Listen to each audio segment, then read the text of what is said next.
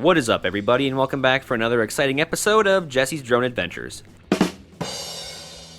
Today we are going to check out a fascinating little roadside attraction tucked away in Phoenix, Arizona, known as Arizona Falls. Arizona Falls is located at 5802 East Indian School Road in Phoenix, Arizona, and it first started off as a canal that approached a natural 20-foot drop, thus creating the falls. Now, the first hydroelectric plant was constructed here in the years of 1901 and 1902. Holy cheese and crackers, my grandparents weren't even born yet. But anyway, prior to that, in this hotter-than-hell environment, Arizona Falls was a very popular destination when it came to recreation and looking for a place to cool off. Families would often come here to picnic, little ones would enjoy playing in the water, catching the mist of the falls, and others just enjoyed sitting in the shade and taking in the views of the falls and the extraordinary Camelback Mountain, which is a bit to hike, but the views at the top are well worth it.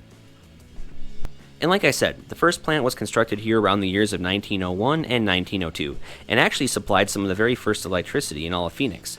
However, a few years later, it was decided that Roosevelt Dam was now going to be the head honcho and supply Phoenix with power instead.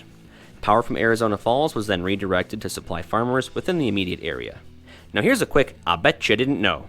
From the earliest construction of the dam to about 1915, multiple renovations had been done, different contractors and engineers were coming up with different ideas and redesigning certain elements of the plant to make it as efficient as possible. And at one point there was even a 4-room cottage that was built as a residence for the plant's operators. Now, for the majority of the first half of the century, Arizona Falls was well alive, flowing, and providing power, but eventually it was taken out of commission in 1950, as it became too expensive to maintain and was in desperate need of costly repairs. Sad freaking panda. However, though, as time went on, plans to reopen the old hydroelectric plant were considered, along with other developments, and in 2003 it was officially reopened, and this time it was more than just a utilitarian infrastructure. There is now a park there which is frequently occupied by families, people playing with their pets, and even a tennis court. But I'm no Sharapova, so I won't be occupying that anytime soon.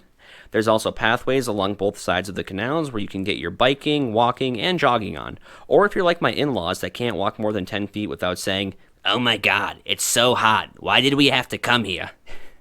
You will also find a generic selection of public benches where you can get your sitting on. But hey, I'm not going to fault those old farts too much, and I would actually recommend taking a seat at some point and just taking in the stunning views of the iconic Camelback Mountain. It's fun to hike up, but it's also quite a sight just to sit and gaze at. And hey, don't hesitate to take your friends or family here if they are ever in town for a brief visit.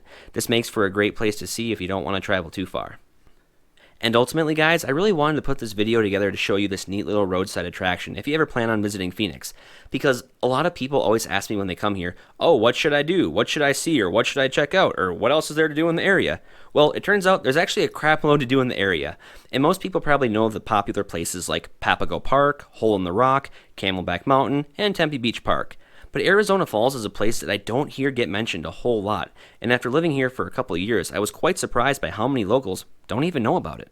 But maybe that's a good thing. It never seems to be too busy or packed, or at least it wasn't in the few times that I've been there. A lot of people always say it's pretty concealed from the road too, which I would have to agree and say it is. You kind of have to walk up to it from the parking lot and then walk down to get to the falls. If you've been there before, you know what I mean. If you haven't been there yet, maybe you can kind of get a good idea from this video. And it's places like this that really go to show you, sometimes you don't have to venture out into nature to see a waterfall. Granted, a big luscious waterfall in the middle of the woods is always a pleasure to see, but sometimes if you just take a second and look around the city, you never know what you might find.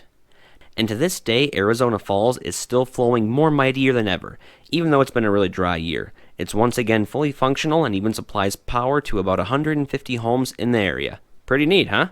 Now before I let you go, I want to leave you guys with a few quick things. If you do plan on coming here, just know this. At this time, there aren't any bathrooms here.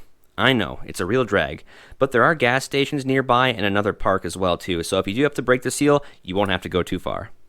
This place is also wheelchair accessible and has water fountains there in case you get thirsty.